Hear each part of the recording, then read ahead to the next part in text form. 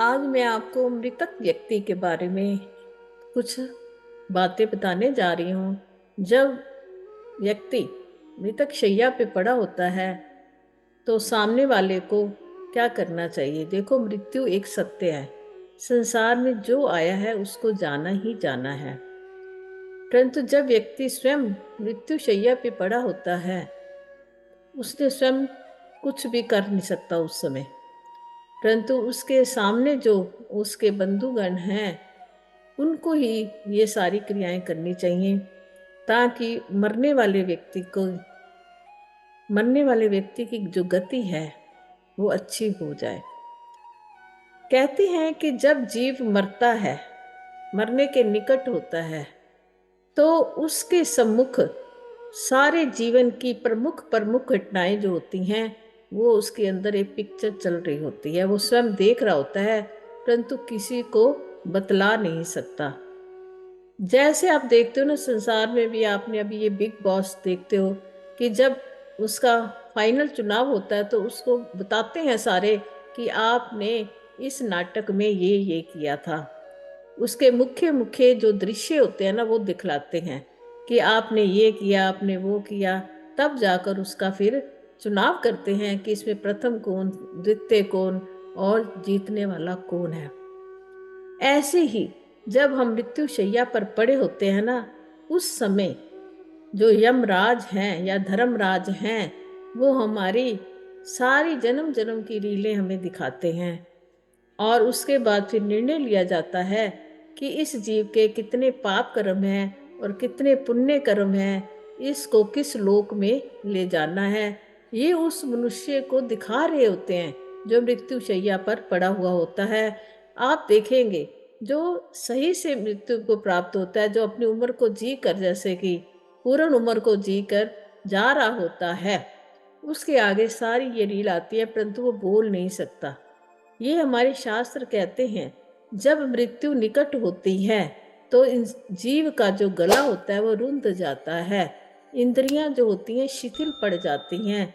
वो ज्यादा बात नहीं कर सकता, क्योंकि एक तो उसको अपना अगला मार्ग दिखाया जा रहा होता है, और दूसरा क्या, उसको जो इंद्रियों की कमजोरी होती है उसके कारण कईयों की तो आंख कान सब बंद हो जाते हैं, सिर्फ प्राण ही चल रहे होते हैं। परंतु प्राणों की गति के अनुसार वो देख रहा होता है कि मेरा अगला जन्म कौन सा हो रहा है। तो हमें क्या करना चाहिए? ऊपर वाले लोगों को जब जीव घर से प्रस्थान कर रहा है इस दुनिया से, तो उसको क्या करना चाहिए? अगर किसी को समझ में आ जाए कि ये व्यक्ति अब एक आधा घंटा घंटे के बाद इसके प्राण निकल जाएंगे, तो घर वालों को क्या करना चाहिए? उसको कहाँ पे लिटाना चाहिए? पृथ्वी पर लिटाना चाहिए। पृथ्वी पर लिटाने का अभिप्राय ये है कि उसको पृथ्वी तत्व की प्राप्ति होवे। देखो, दो तत्व आकाश और वायु तो होते ही हैं हमेशा। अब उसको क्या चाहिए? पृथ्वी तत्व। क्योंकि ये जो शरीर है, पांच भौतिक शरीर है, सात धातुओं से बना हुआ है। ये पांच भौतिक शरीर जो है, जैसे हम संसार में आए थे वैसे ही हमें संसार से लौटने का एक चिन्ह बताते हैं। और उस व्यक्ति को क्या करें? जो सामने वाला व्यक्ति या घर वाले मृतक व्यक्ति को जब उसके प्राण निकलने वाले हों, सर्वप्रथम उसको पृथ्वी पर लिटाया जाए। उसके पश्चात उसके सामने एक दिया जलाया जाए। दिए को कहाँ रखना चाहिए? गेहूं, कनक, जो सूर्य का प्रतीक है, और उस दिए को कनक के ऊपर ढेरी पे रख कर उसमें धातु रूपी सिक्के डालने चाहिए। चाहे एक सिक्का डालो, अगर आपके पास भिन्न भिन्न धातुएं घर में हैं तो उस धातुओं के सिक्कों को भी आप डाल सकते हो, सोना भी डाल सकते हो। अब वो आपके ऊपर निर्भर करता है।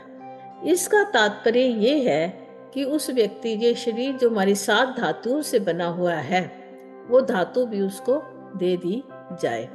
उसके पश्चात जब उसको शव को, मृतक व्यक्ति को भी मरा नहीं है वो, उसको नीचे लटा दिया गया, अग्नि तत्व भी दे दिया गया, उसको सात धातुएं भी दे देगी, पृथ्वी तत्व भी दे दिया गया। फिर उसके मुख में कहते हैं गंगा जल डालो। गंगा जल डालना शिव भगवान का गंगा जो है शिव भगवान की जटाओं से निकली हुई है, वो शुभ है, वो मुक्तिदायिनी है। उसका जल पवित्र जल माना गया है गंगा का। वो पवित्र जल मुख में होने से व्यक्ति की जो प्राण है कहते हैं वो जल्दी छूट जाते हैं। और तुलसी का पत्ता देने से भी तुलसी भगवान विष्णु के समीप रहती है, तो विष्णु भगवान की और शिव भगवान की कृपा उस जीव पर बन जाती है, और जो उसका रजोगुण होता है वो बिल्कुल शांत हो जाता है, और वो अच्छे मार्ग से जाता है। अपनी जो यात्रा करता है वो फिर अपना अच्छे मार्ग से करता है।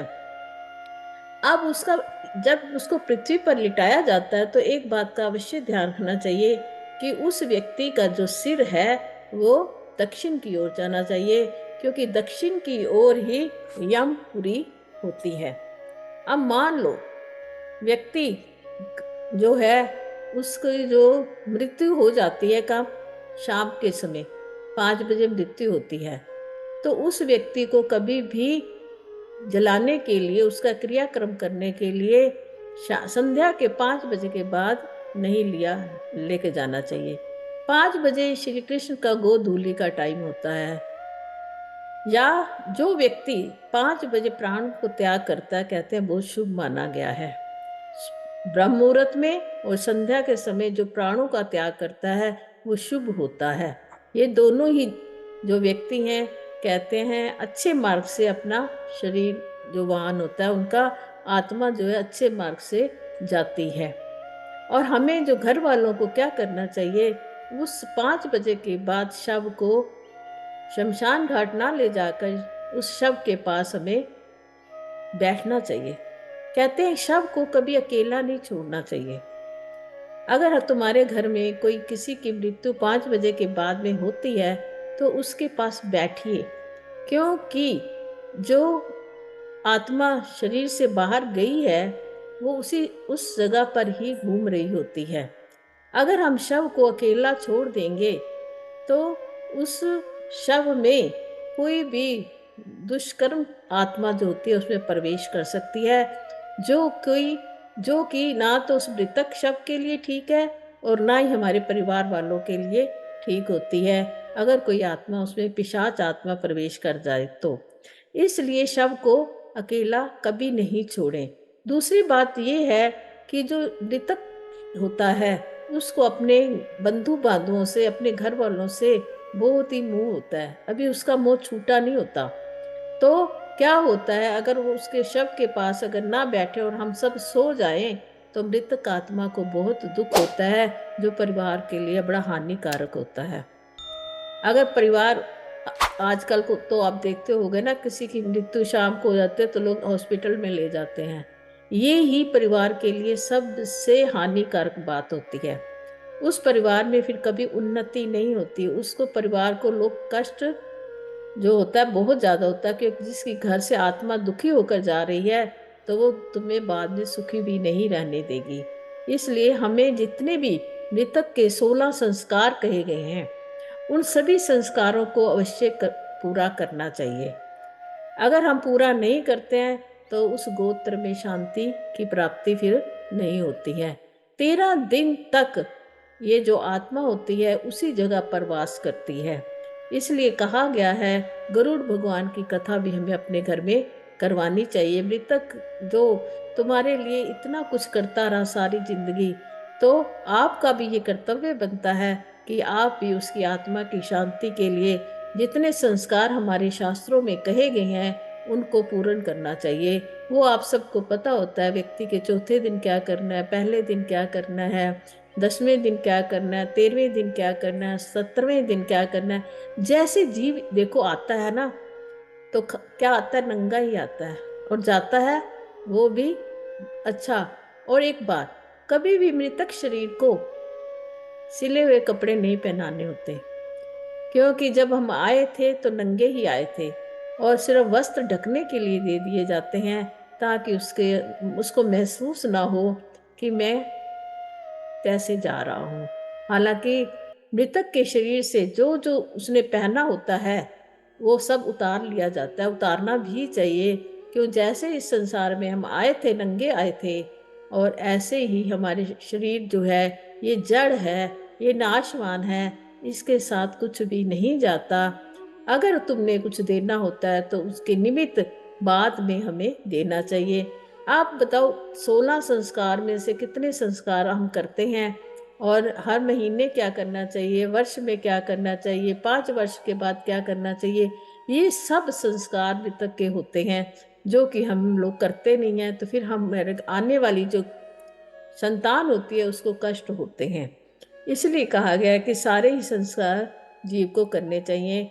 और उस समय जब हमने उनको तुलसी दल डाला था और उनको गंगा जल डाला था, तो हमने कल्पना करी थी, हमने सोचा था कि ये जो हमारे घर की मृतक आत्मा है, इसको शिव और विष्णु भगवान अपने चरणों में रखे। उस प्रार्थना तो हमने कर दी, परंतु आगे के जो हैं सारे वो हमें निभाने चाहिए। सूर्य अस्त के बाद क्यों नहीं, प्रश्न उठता है कि क्यों नहीं सायंकाल के बाद सूर्य अस्त हो जाए तो मृतक के शरीर को नहीं जलाना चाहिए।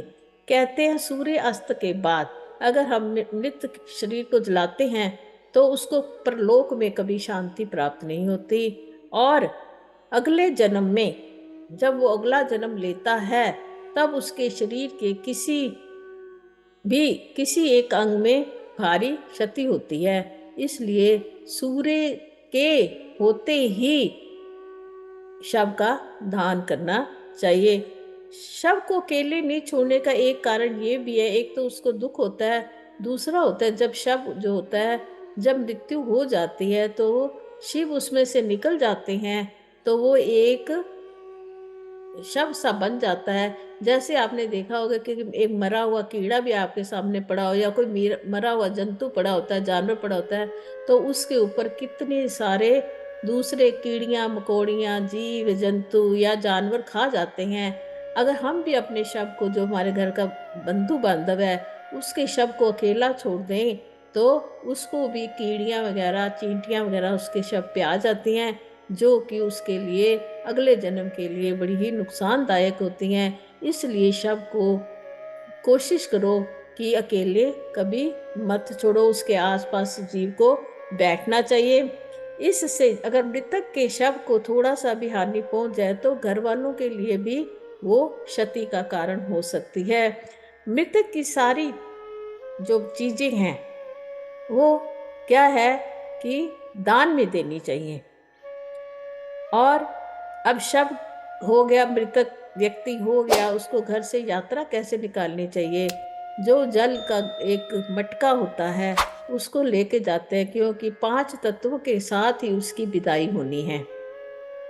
जल जो उसके वायु और आकाश तो दोनों साथ चल ही रहे हैं, और पृथ्वी तत्व उसको घर में दे दिया, जल तत्व भी उसके मुंह में अगर डाल दिया, और जब उसको शव को जलाया जाएगा, वो जो मटका जल का भरा होता है उसका कारण ये है कि जब उसको फोड़ देते हैं तो कहते हैं अब तुम्हारे रिश्ते नाते सारे इस संसार से समाप्त हो चुके हैं, अब तुम्हारा इसमें संसार से कोई रिश्ता नहीं है। ये उसको बताया जाता है ताकि जैसे ये शरीर रूपी घड़ा है, ये अब टूट जाए तो किसी के साथ रिश्ता नहीं रहता, ताकि उस मृतक आत्मा को फिर इस घर में आसक्ति ना हो। उसको बताया जाता है, क्योंकि जब शव को जलाया जाता है उस समय भी उसकी आत्मा आसपास मंडरा रही होती है। कहते हैं वो आत्मा बार बार उस शरीर में घुसने की कोशिश करती है, उसको उस शरीर से बड़ा मोह होता है।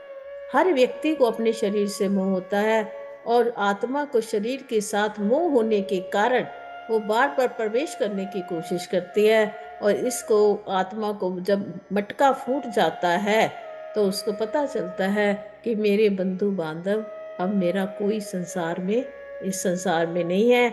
अब मेरी यात्रा जहाँ मैंने जाना है यमलोक से होती हुई, गरुड़ पुराण के अनुसार जैसे जैसे हमारे कर्म होते हैं वैसे वैसे हमारी यात्रा होती है। यमराज हमें उसी प्रकार से दंड देते हुए या पुण्य मार्ग से जाते हुए जैसे हमारे कर्मों के अनुसार से हमें वो मार्ग मिलता है। और तत्पश्चात घर वालों को 13वीं तक उसके हर सम्मान देना पड़ता है, ताकि उसको आगे आत्मा को भी कल्याण हो उसका और उसको मार्ग मिलता रहे। इसी प्रकार 1 साल तक जितने भी जो संस्कार होते हैं वो सारे आत्मा के किए जाते हैं। और कहते हैं कि गंगा जल और तुलसी दस जल का इतना महत्व है ताकि वो जीव इस संसार में ना तो भूखा गया है ना वो प्यासा गया है। और जब उसकी 13वीं में उसका सारा कुछ दिया जाता है तो उसको कहते हैं ये भरपूर घर से पूर्ण रूप से सब कुछ दान पुण्य लेकर ये आत्मा उस आत्मा को फिर बहुत ही शांति की प्राप्ति होती है। अगर आपको ये सारी बातें अच्छी लगी हों तो आप मेरे चैनल को सब्सक्राइब कीजिएगा और लाइक कीजिएगा। धन्यवाद।